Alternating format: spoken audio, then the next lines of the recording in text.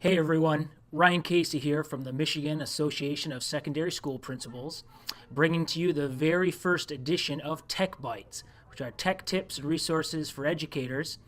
And I'm bringing this to you hopefully every month for all of our members to access. And the very first resource that I want to share with you is called Flipgrid, which is basically a video response and collaboration platform. And I actually just found out about this resource the other week.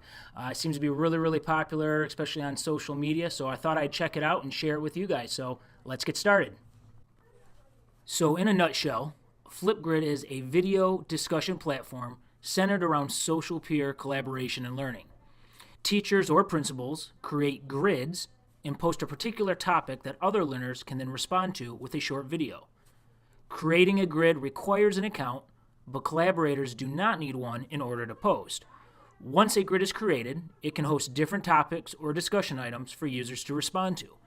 Users can post images, YouTube videos, animated GIFs, and emojis in order to spark topics. There's even different levels of feedback that can be delivered to responses on the grid as well. During this tutorial, I'm going to take you to the Flipgrid website to learn more about the tool. We're going to check out some examples of grids and topics, learn how to create a free account, as well as how to post, manage, and share responses to the grids. We'll even discuss some practical uses for principals and teachers. So let's get started. The first thing we're going to do is head over to the Flipgrid website by going to www.flipgrid.com. You can see from here that right at the top that this is how a collaborator would access a grid or a topic by simply entering a code at the top. Otherwise, they do a nice job, if I just scroll through quickly, giving you an idea as to how the platform operates and what it looks like.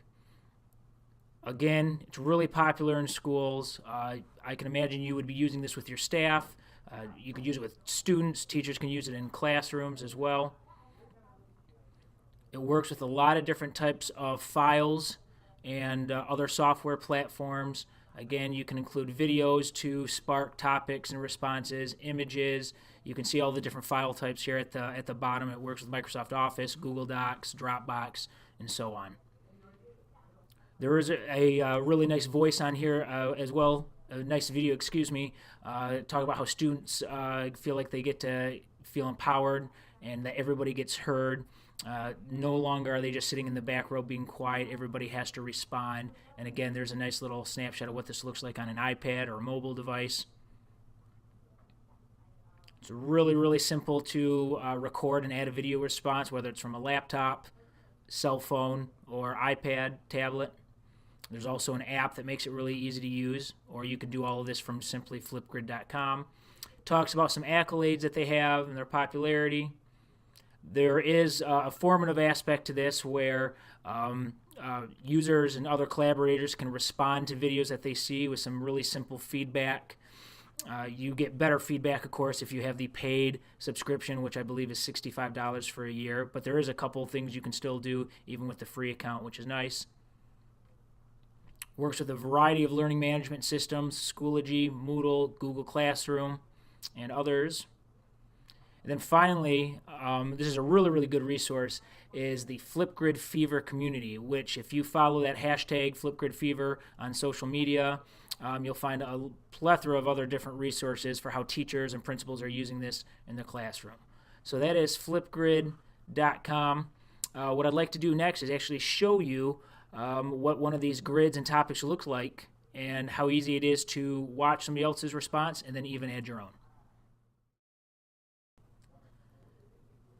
So to access a grid or even a topic, a collaborator simply needs a link or even an access code like a lot of other popular classroom platforms work.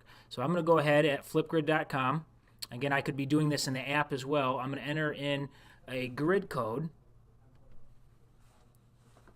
And it takes me to this grid or this classroom called Principal PLN.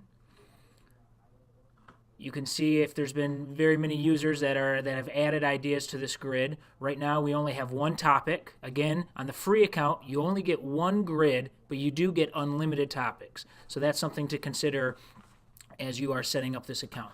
So it looks like we do have a topic that's been posted on student mental health, and a couple people have responded. So I'm simply going to click on this topic, and you can see it gives me some information up here. What current programs are in place in your building to help promote, nurture, or educate students on the importance of student mental health? And it looks like we've had 2 responses so far. And I'm going to go ahead and click on one of these so I can watch and listen to the response. I can give it a little bit of feedback as well. And then next, we'll work on adding our own response to this topic as well. So first up actually is going to be MASSP President-elect Mr. Steve Carlson from Sandusky, also known as the 5th member of Motley Crue based on his avatar. So I'm going to click on his response. I'm going to play a few seconds of it. I am recording another recording, so I don't know how well this will play back, but let's give it a try and listen so you can see what this looks like to a learner.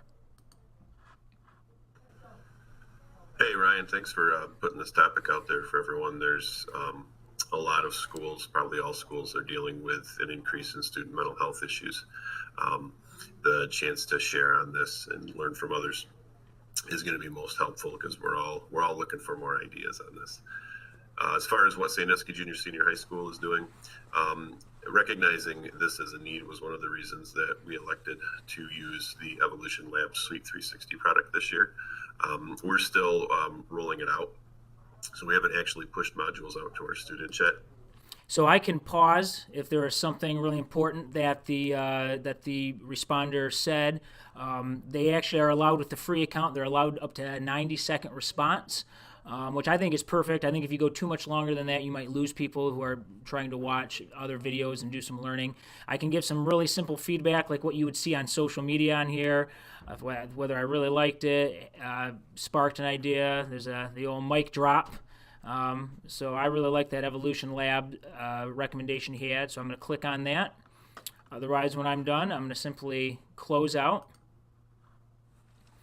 and then I could click on another response. So it's really easy for a collaborator to go online and see other responses that have been shared on a topic. So now I'm going to show you how easy it is for a collaborator to add a video response to a topic. Again, they do not need an account to do this, so it should be pretty painless. They're going to simply start by clicking on the green plus sign. It's going to need to access your microphone and camera, whether it's your laptop or phone, tablet. So that's one thing you'll have to make sure you give access or permission to in order for you to respond. You can see you have a little preview screen here right on your screen. You simply hit the big red camera button to start recording. And I'm going to do that real quick. Hi everyone, this is Ryan, and I am recording a response to my Flipgrid topic. They can hit pause.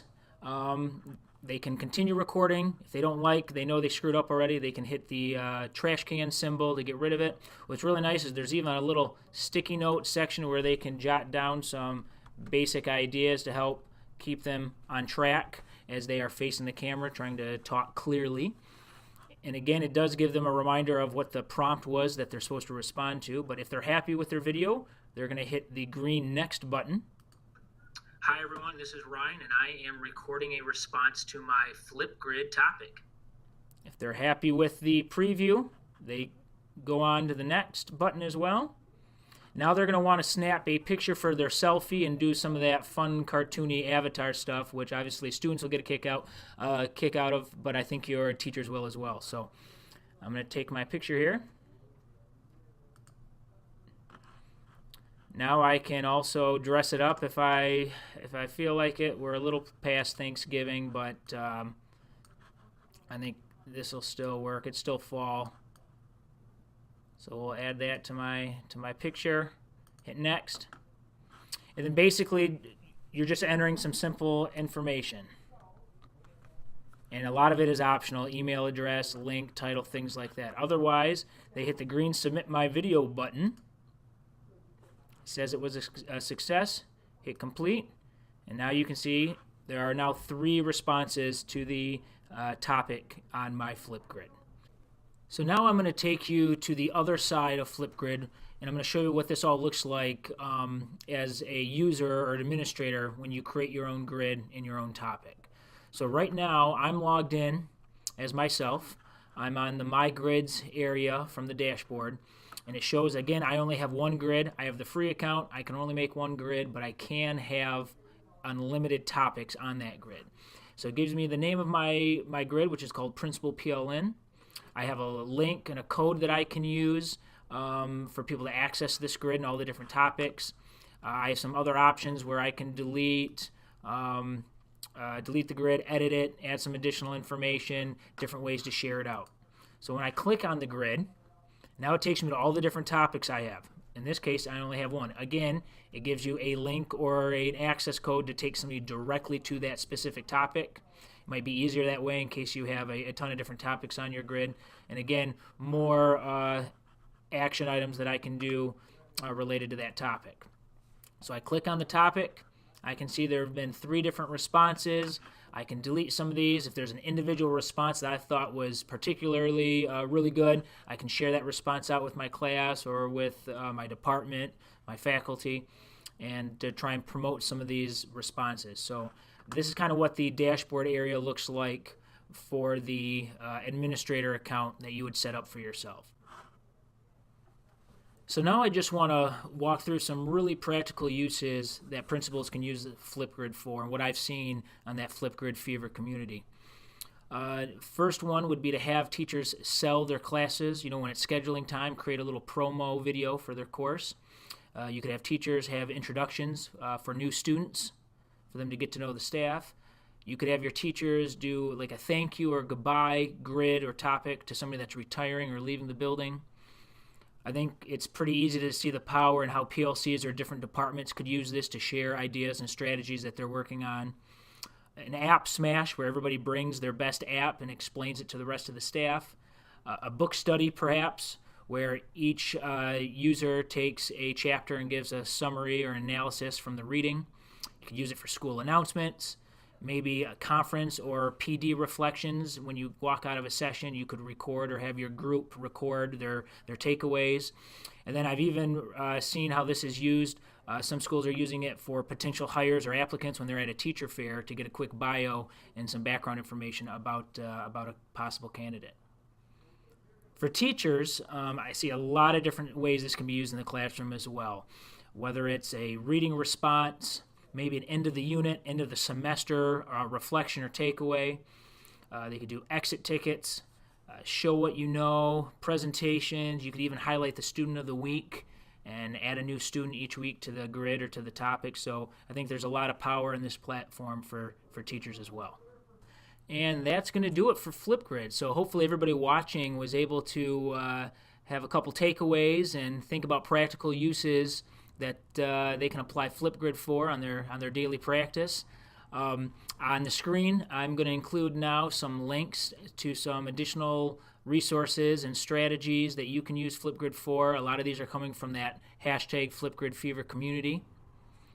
I'd also like to encourage anybody that wants to jump in on my grid and join in on the topic on student mental health to use the access code that's listed on the screen right now.